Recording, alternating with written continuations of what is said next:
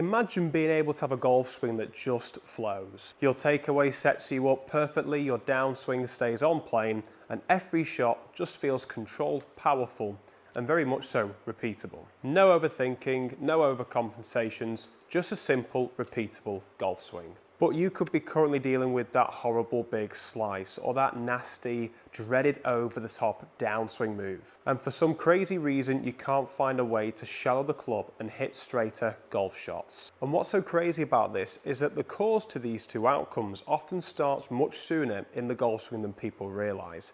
It's all usually down to the takeaway. So in today's video, I'm going to show you the tiny change that will take place right at the beginning of your golf swing that can completely transform what happens later on in your downswing. So for those of you who are new to the channel, welcome. I'm Harry, a Golf Teach Professional, posting content just like this every single week. So consider clicking that subscribe button if these tips and drills that I show you in today's video help you improve your golf game. There's lots more coming out every single week, like I said, and it's completely free to do. So when it comes to our actual downswing, what tends to separate tour players from most amateur golfers who may be watching this video suffering with that over-the-top move, seeing that massive slice take place in their golf game, is usually all to do with the way they transition into the golf swing. We'll notice that tour players will get the club beautifully on plane as they start to take the club back and see this nice set position with the hands, arms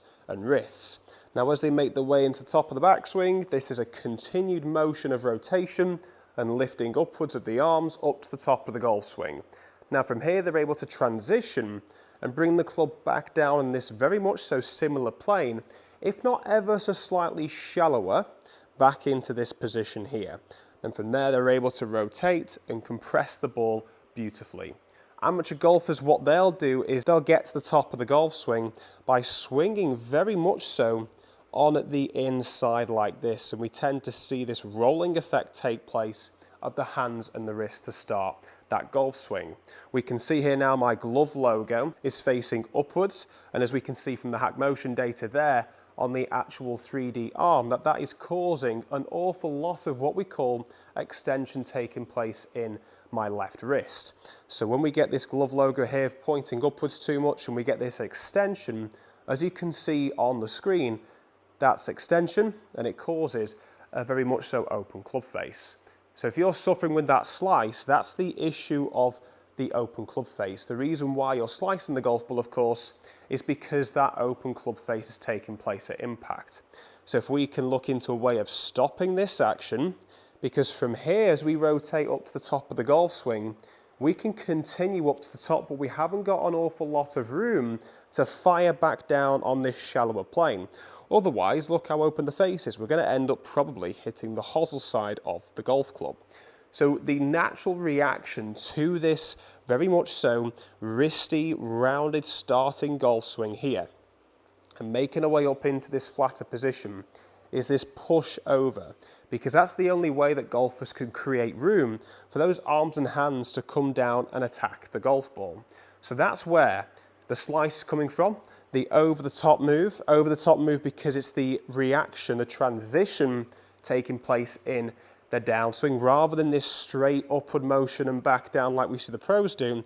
It's rolling of the wrists inside, getting stuck at the top of the golf swing, having to push it out in reaction to this, and then we get that cut across to finish, almost looking like this here. And we get that horrible big left to right curvature on the golf shot. And on this hole, this par 3, tricky little par 3 here, it's really not ideal. So the takeaway is so important, because if we can encourage you, rather than to get too far on the inside and going this way in the golf swing, what if we were to change that and have you working more this way, where we actually get that wrist setting a little bit more flexed as we take the club into the backswing, as we start to see the club head itself stay out in front of the hands for longer in the golf swing. What do you think that's going to allow you to do as you start to rotate up into the top of the backswing? Well, it's going to give you the room that's required to start to allow the club to come down on the inside path. So rather than doing the opposite here and reacting to come over, you want to learn how you can set the club in a more reliable position at the start of the golf swing, somewhere where we see the club maybe ever so slightly ahead of the hands or perfectly covering the hands from this side on view here. Because then from there, as you get to the top, you're going to have way more room to bring it back down on plane and hit the golf ball out the middle. Now what you will notice since the start of this video is that I've been using this device here on my lead hand and wrist called the Hack Motion. Now what this allows me to do is when I'm practicing the real takeaway, the proper takeaway that we want to be adding into our golf swing, I can double check from all the data using this Hack Motion here on my iPad to make sure that I'm heading on the right track. They've got some fantastic drills on there for the takeaway as well, including the Faldo set drill, but also I'm going to give you my thoughts on how you should be taking the club back and using this type of data to help you achieve a way more consistent backswing to simplify that downswing.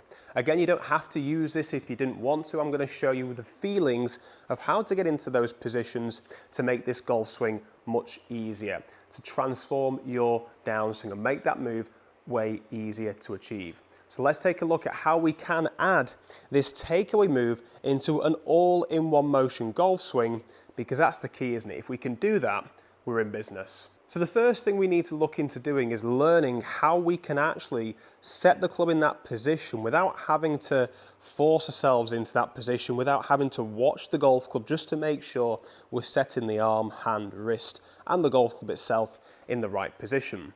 Now what I want you to do is see if you can get yourself an alignment stick in a little bit more of a better condition than ours here. It's been hit a couple of times, hence for all the tape, but it'll do. We can take this and place it on the left side of my grip here, being a right-handed golfer, so the lead side, with the majority of the stick hanging away from me. Once I grip the golf club like this here, I just want to be ensuring that that stick is touching the left side of me.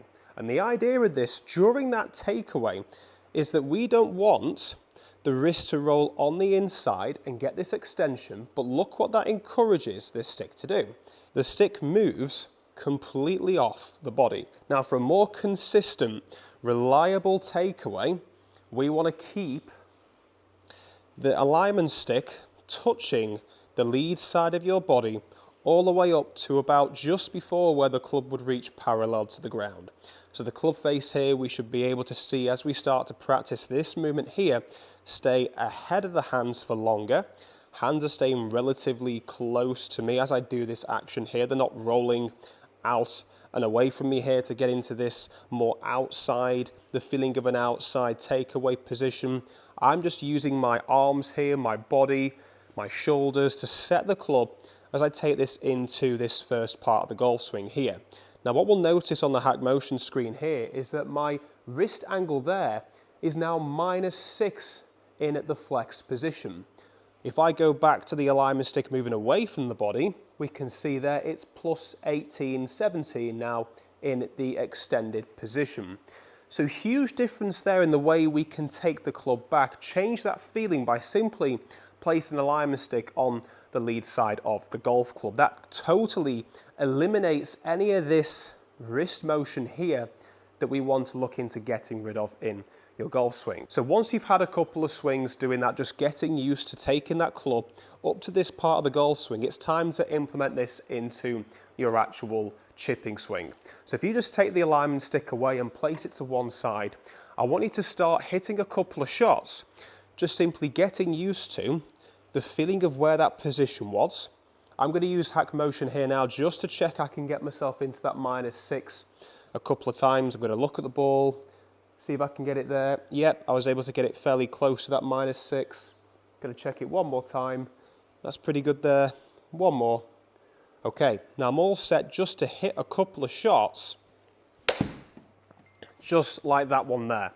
Now what we can see with the rest of the data on the Hack Motion screen here is at the top of my backswing, I was able to set the club at 9 degrees in the minus number, so 9 degrees of deflection. So I was pretty close to getting the club where I wanted it at the start. So it was that -6, -7 number that we were looking at from having that alignment stick placed on the lead side of the body. That's an easy way there of just checking where we want the wrist to be at the start of the golf swing. So for me, and for golfers out there watching this who are so used to getting excessive extension, we're much better just trying to get into an ever so slightly more flexed position, just like that one you can see on the screen there. Impact was pretty good. Although that's popping up as yellow, I was able to get that -6 number at impact. Once we start to see that go into red, we know that we are allowing this extension to take place on the downswing. So a quick tip for you just for these chip shots here as you're getting used to this, we're still trying to feel that sensation on the way back. I'm just going to check that 3D model again just to make sure I'm on the right track. I was aiming for that -6 number. That's -3. There we go, -7, -6. That's pretty good there. So on that one then, I did try and encourage a little bit more of that flexion, a bit more control, really encouraging that stick to stay on the left side of me here. And that one then, I was able to get the impact at -4, just a little bit too much in the flexion on the takeaway. But I'd much rather again see you in a bit more of a flexed position than the extended position, because flexion, all we have to do from there is hold the angle as we rotate into the downswing. So that's the first part. How can we build this into the rest of the backswing and then form that correct reaction for the downswing? Let's take a look at the rest of the backswing first. So for the rest of the backswing, what we'll notice from this action here, going back to what we tend to see a lot of amateur golfers do, from this point, we'll get the rotation, but we'll bring the hands very close to us like this and very flat and lateral. So as I take this club back with that same feeling of keeping that alignment stick touching the left side of me, what are my shoulders doing more of? They're tilting more in the backswing. I'm not allowing my shoulders to rotate laterally on this angle here going across. I'm allowing them to tilt upwards into this first part of the golf swing. And that's helping me there set the club in the right position, set the wrist in the better position. But what do you think that's also going to encourage me to do for the rest of the golf swing? Well, if the shoulders are lateral, the club's going to go this way. If the shoulders start to get more tilted and more upright on this upright motion, from here all we have to do is allow the hands to go up. So that's the feeling there. So for the backswing, it's 1 with that shoulder tilt, just encouraging that motion there, just to ensure we're getting the wrist angle in the correct position. And then as we make our way into the top of the backswing, we are setting the club by allowing our hands to push up to the top of the golf swing. Now, if I was to take a look at that there, we can see at the top of my golf swing, I've been able to get the club into a position where the flexion is still taking place at -3. So pretty good effort there for the first time trying this. Let's just try that one more time to see if we can maintain that wrist angle at the top. So I had -6 on the way back. Let's see if I can maintain that -6 up to the top of the golf swing. So here, just going to check it there, just about there, and then up to the top. Just a little bit more. I've really tried to exaggerate it there, but that's the feeling of the position that I want to be in. So I just prefer whatever flex position I was in at the start of the golf swing, I prefer just to try and keep that as I make my way into the top of the golf swing. If we start to see less of this flexion and we turn it into extension, then it's game over from there. We've got to push the club out, we've got to try and flip it last minute, and it causes that big slice again, and the over the top move could take place again. So it's really important that we get a feel just for allowing this motion here to take place with the shoulders and then pushing the club up and away into the top of the golf swing. Now, taking the feel away from the left hand just for a sec. I know we're focused on this left hand and the flex position in the golf swing, adding this into the golf swing. But what I've shown a couple of times on videos is a great technique that you can use just to help you get this left wrist and hand set into the right position. As I've mentioned then, it helps you keep the face square as you get the club more on plane. So if I was just to set my right hand into this position here, as I'm taking it into the backswing, what would I have to do to ensure that this left wrist flexes a little bit? I would have to ensure my right wrist is hinging upwards. So as I take this into the top of the backswing, I'm just ensuring that my wrist is hinging up to the top of the golf swing.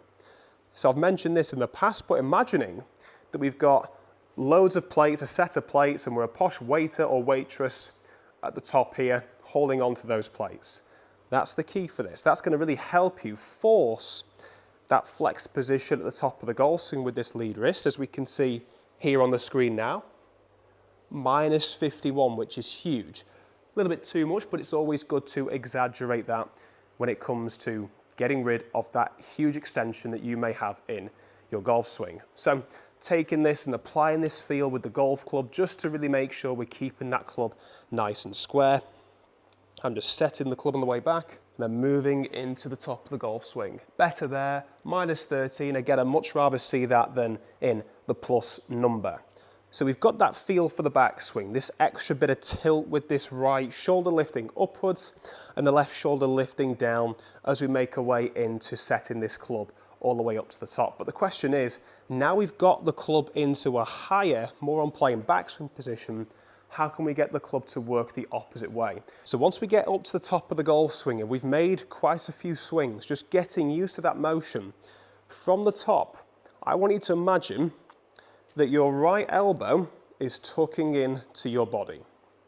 So as your right elbow here tucks into your body, we can see my right palm has gone from this hinged position at the takeaway back down to this hinged position, ever so slightly behind where it was at the takeaway position. My left wrist is the same, my left wrist and hand are the same, staying in and then even more in on the way down. But getting this club to set as we make our way into that downswing, that first part of the downswing, is the key to maintaining this flexion, is the key to helping you shallow the golf club and getting the correct reaction taking place. So the feeling, in simple terms, is making a big loop. Your loop in the golf swing at the moment will be this. We want this. That's the loop that we want to encourage in the golf swing. So how should this look in those stages? So we've got 1 being the takeaway, 2 into the backswing, 3 down. As I'm doing this, I'm keeping my lead shoulder here. I'm not allowing the shoulders and hips to spin out in front because that can push the club head out again. I'm just allowing this to stay still. Then from there, I'm allowing my body to then rotate to hit the golf ball. So taking a couple of swings, just getting used to that sensation for the downswing, takeaway feel, backswing higher, hands down, and turning through. So if you're watching this on the big screen, I'd recommend you practicing that in those stages. Just simply, you can use a remote if you wanted to, or you can even try it without the golf club. Just getting that feel for the backswing, no wrist movement whatsoever, and that should help you keep that left wrist there in a nice stable position. Then we're just swinging up to the top, down, swinging through. But the question is, how can we then start to build this into all-in-one motion swings? So the key is to go slow to begin with. So slow to begin with, just to ensure that we get this movement on the way back. Ensure that, so I can just check this nice and slowly, that's getting into that ever so slightly flexed position on that takeaway, which is what I prefer to see as we make our way into this point of the golf swing. Then from this point here, I'm allowing the hands and arms to lift up, come down, and swing through. So 10% of my normal speed just to begin with. Well, the feeling of 10% anyway. Look at the flight on that golf shot. What we can see there is a nice baby little draw. And now taking a look at the hack motion numbers, top of the backswing at minus 13 I'll take, and at impact minus 10. So now we've got that baby draw. Let's see if we can hit the ball further by just swinging ever so slightly quicker. So I'm going to add a bit more speed to this one, around 30% this time.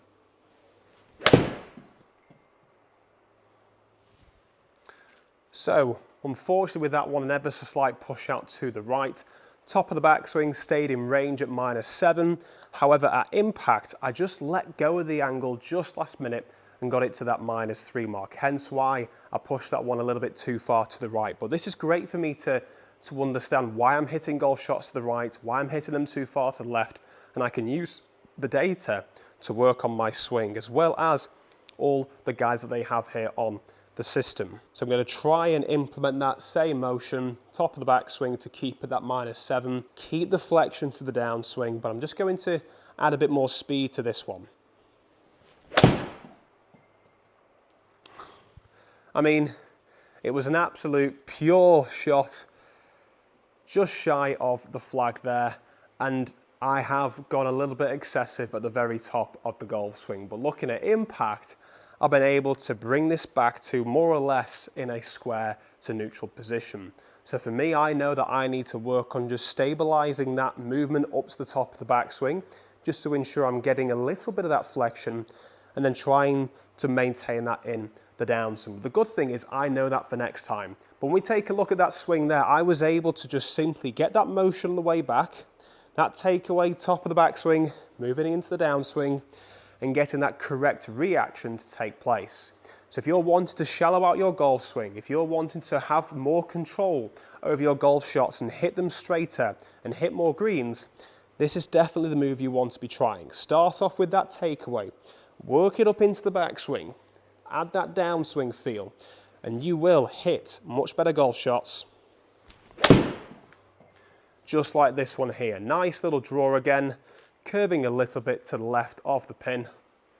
And there we go. Lovely shot to finish on there. So if you would like a little bit more guidance with your wrist angles and your overall golf swing, I'd highly recommend checking out the link in the description below to look into the Hack Motion sensor. It's a great product. You can see what it's allowed me to do, gather the data needed to be able to help me control that club face throughout my entire golf swing, but also fix the takeaway issue that we discussed at the start of the video. I'll leave the QR code as well for those of you watching on the big screen. On at the top left-hand side of the screen here, you can simply take your phone and scan the code on the photos, and from there that'll take you straight to the site for you to have a look at the product. If you've enjoyed this video and come this far, make sure you click that subscribe button, as there's loads more content coming your way every single week. I'd highly recommend checking out this video over here if you're looking for more tips to help you improve that takeaway and overall golf swing.